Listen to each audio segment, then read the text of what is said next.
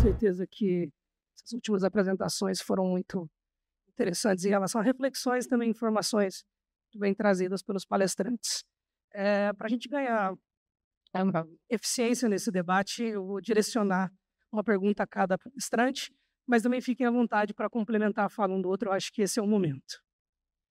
Em ordem, então, começando, Aurélio, a minha pergunta ela vai muito a reboca do que você disse sobre possíveis cenários para a indústria. Então, a ideia seria te perguntar quais são os principais desafios, e aí técnicos ou não, na produção de hidrogênio on-site e de que forma eles podem influenciar a viabilidade do uso do hidrogênio como combustível para veículos pesados no Brasil. Beleza. Uma pergunta fácil de responder, porque tem tantos desafios, a gente viu ao longo do dia, né? Tanta coisa foi dita, produzir hidrogênio demanda muita energia. Então, já está aí um problema. Se a gente for fazer hidrogênio verde, hoje quase 50% das usinas solar e eólica de grande porte do Brasil sofre o que a gente chama de curtailment, que é corte, né, da entrega. Então, 50% dos grandes projetos de geração no Brasil hoje sofrem interrupções controladas pelo ONS. Já é um gargalo. Um mega investimento, geração, principalmente a Bahia, aqui o Nordeste, a gente sofre muito com isso. O outro, transmissão. Justamente por causa da falta de transmissão, você tem essas interrupções, não vou dizer programadas, mas que acontecem ao longo do dia, gerando grandes prejuízos até para quem investiu nisso. Então, mais cedo falamos assim, tem um ditado aqui no Brasil, né, que só brasileiro vai entender. Assim, que aqui no Brasil até o passado é incerto.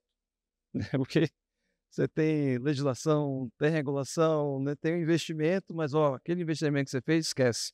Eu vou cortar a sua transmissão de energia. Então esse é um desafio, acho que eu diria hoje, para os grandes projetos. Eu gostei muito da fala da Denise, acho que ela já foi, não está mais aqui, né, mas a Bahia, né, assim, de fazer a geração de hidrogênio para consumo local. Aquela ideia de botar no barco, ir lá do hub lá do Ceará, onde quer que seja, Natal, botar no barco, na molécula que seja do amônia, o próprio hidrogênio. Para mim isso é um trabalho hercúleo.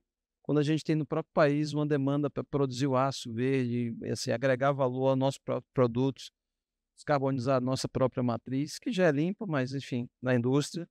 Então esse é um outro desafio, essa ideia, acho que idílica, de que vai ser fácil botar isso na molécula num navio e levar lá para a Europa, que vai descer lá em Roterdã e vão consumi-la lá. Então, eu acho que é uma outra coisa.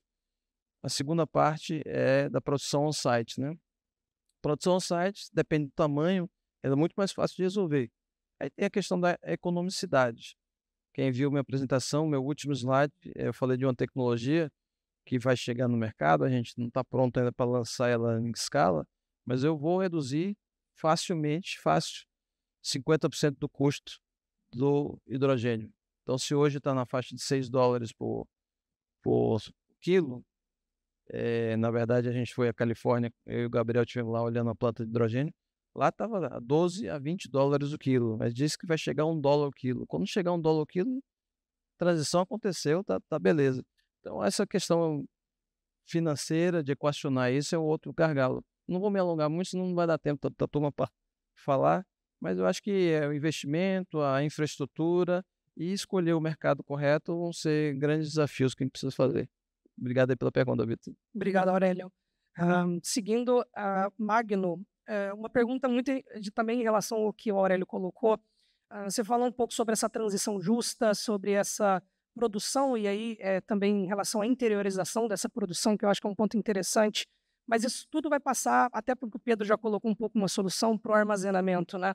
E esse é um dos principais pontos que a gente escuta nessas discussões e um desafio, né? Então, eu queria se você tem alguma ideia de estratégia, como você vê essa questão dessa relação entre armazenamento e eficiência, principalmente quando a gente fala de mobilidade, para essa solução de transporte pesado e longas distâncias. É uma pergunta complexa, mas eu traria para armazenamento de energia. A gente sempre conversa aí sobre estocagem, tem todas as variáveis e possibilidades de armazenamento de energia. mas se eu for começar a listar aqui em tópicos, eu acho que a gente vai ter que ficar aqui até de manhã. É melhor a gente focar numa resposta que eu defendo muito projetos integrados, Victor, tá? E os projetos integrados, eu entendo que existe complementariedades em cada segmento. Então, se você pensar numa interiorização da geração de energia numa usina fotovoltaica, por exemplo, você tem ali um armazenamento via bateria local, onde você pode, de certa forma, no horário de pico de meio-dia, gerar o máximo de energia solar possível, você garante, mesmo que você não tenha um consumo, você armazena na sua bateria para garantir sua noite, ali, seu horário de pico de 19 horas. Ok, mas aí a geração noturna, aí todo mundo fala da questão da energia eólica, e você tem as possibilidades, mas quando a gente fala de GD, isso aí já é um pouco mais complexo por conta de produções e gerações de pequeno e médio porte. Aí entra o gás natural, eu acho que esse é o caminho.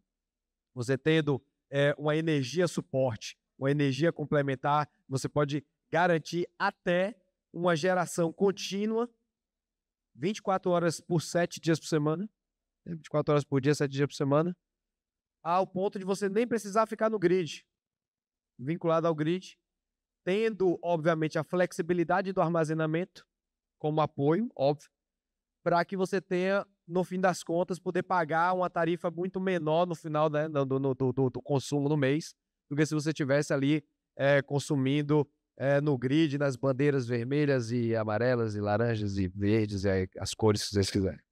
Então, eu defendo muito a integração de projetos e quando a gente fala de armazenamento de energia, eu penso muito no que o Brasil é potencial, que é na energia hidráulica. Nós temos grandes armazenamentos de energias que são nossas centrais hidrelétricas, né? Gigante. Então, pode se tornar uma escolha você ter parques eólicos, parques solares nessa geração, ao mesmo tempo você ter as centrais hidrelétricas como grandes baterias, ao mesmo tempo, sim, eu ainda defendo, e por que não defender térmicas a gás natural com captura de carbono, com utilização desse CO2 da captura de carbono de térmicas a gás.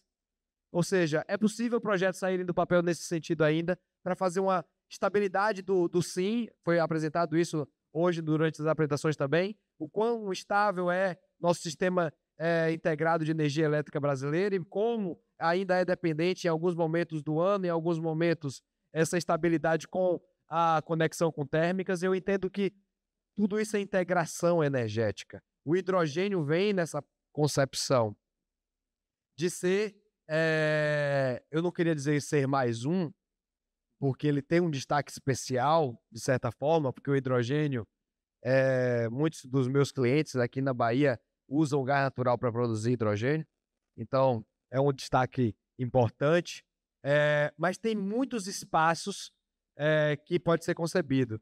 Por mais que nosso painel seja de mobilidade e transporte, a gente tem um foco na indústria, né? A gente está conversando aqui mais cedo, mas tem um fertilizante que a gente precisa impulsionar ainda mais e ter uma independência de Trindade e Tobago, como você falou mais cedo. Temos um agronegócio pujante que precisa ser desenvolvido e precisamos de fertilizantes nitrogenados, temos o hidrogênio nesse potencial, temos o gás natural nesse potencial, a amônia como um impulsionador também nesse processo, ou seja, são muitas as possibilidades. E falando de transporte, de mobilidade, eu convido não a pensar em armazenamento de energia, mas eu convido a pensar como pensamos em circularidade, como pensamos em sustentabilidade na locomoção. Ou seja, é pensar um pouco mais amplo, entende? Garanto que todo mundo aqui, pelo menos 90% vai para casa de carro. Transporte público não é uma realidade para 100% da plateia que está aqui. Olha o grilo. Cri. Por que não é? E aí a gente vai pensar como é que a gente implanta, de fato, um sistema de transporte para massas que seja seguro, que seja sustentável, que seja descarbonizado. Eu convido a pensar nessa forma e propor, de fato, soluções que venham viabilizar isso. A gente vai ter agora o VLT, Veículo Leve sobre Trilhos. Por que não VLT a hidrogênio aqui em Salvador? Venham fazer essa provocação. Por que não tem um VLT inteiro a hidrogênio? Ah, porque eu não tenho hidrogênio verde. Ok, faz hidrogênio cinza, como gosta de denominar cores, faz lá sistemas de reforma a vapor a gás natural. Temos gás natural, faz sistemas de abastecimento com hidrogênio, ok? Faz o VLT funcionar a hidrogênio, porque a Guanforre também tem sistemas de VLT a hidrogênio no mundo. Coloca um VLT a hidrogênio muito mais sustentável. Quando o hidrogênio verde chegar, o que a gente faz? Está pronta a infraestrutura. Só vai dar certo a geração de cadeia de valor do hidrogênio se a gente começar agora com o hidrogênio cinza, com o hidrogênio de base de gás natural, hidrogênio com captura de carbono, e aí sim poder interiorizar, pensar na nossa sociedade como um todo, entendeu? Perfeito. Muito obrigado pelas colocações. Agora, para encerrar, uma pergunta para o Pedro. Você trouxe muito essa relação das estações de abastecimento que são produzidas pela Gulfurri. E a minha pergunta é mais no sentido estruturante, né? Quais são os principais desafios e fatores críticos a serem considerados ao implementar essa infraestrutura em diferentes mercados? Então, obviamente, está falando do mercado brasileiro, que com a magnitude continental você vai achar muitas condições diferentes. Então, acho que essa seria interessante para ver o seu ponto de vista. Ó,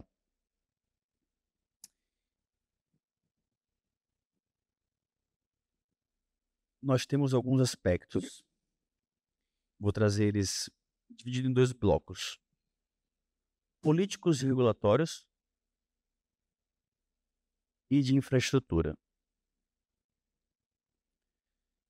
No que tange ao político regulatório, o que eu observado é que a aplicação do hidrogênio na mobilidade, por ela ser algo novo, a gente não tem adotado a boa prática, não só no Brasil, que na verdade o Brasil está começando, a gente tem até a condição de antecipar isso, é não trazer a boa prática e as normas de operação que já se tem. Eu não estou falando as complexas, como por exemplo o tanque de hidrogênio líquido que acabou de mostrar aqui. Realmente, isso não tem norma para ser desenvolvida.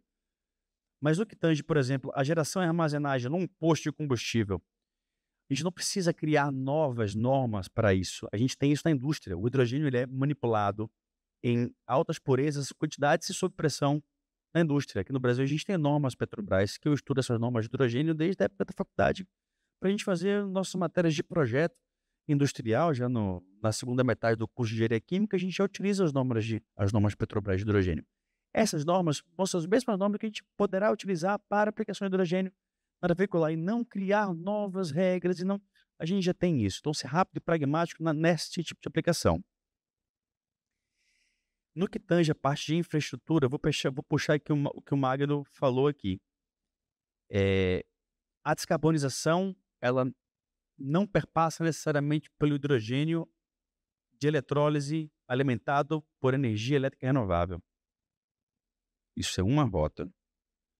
Eu acho que esta rota, ela se tornou essa vedete porque exatamente ela é o ponto de encontro dos 2 grandes setores, primário e secundário. É quando você pega a energia elétrica e você joga ela dentro de um processo industrial. Você funde essas 2 cadeias. Bom, esses são os fatores dificultantes que eu enxergo. E aqui para o Brasil, nos falta a condição de rodar modelos mais dinâmicos para encontrar essas viabilidades e um pouco mais de ousadia, talvez, de sair do, não vou dizer conservadorismo, mas entender que nós temos tecnologias maduras em aplicações, já em aplicação em outros territórios do globo, e que a gente não precisa necessariamente passar por pilotos aqui no Brasil para a gente validar o que já está validado.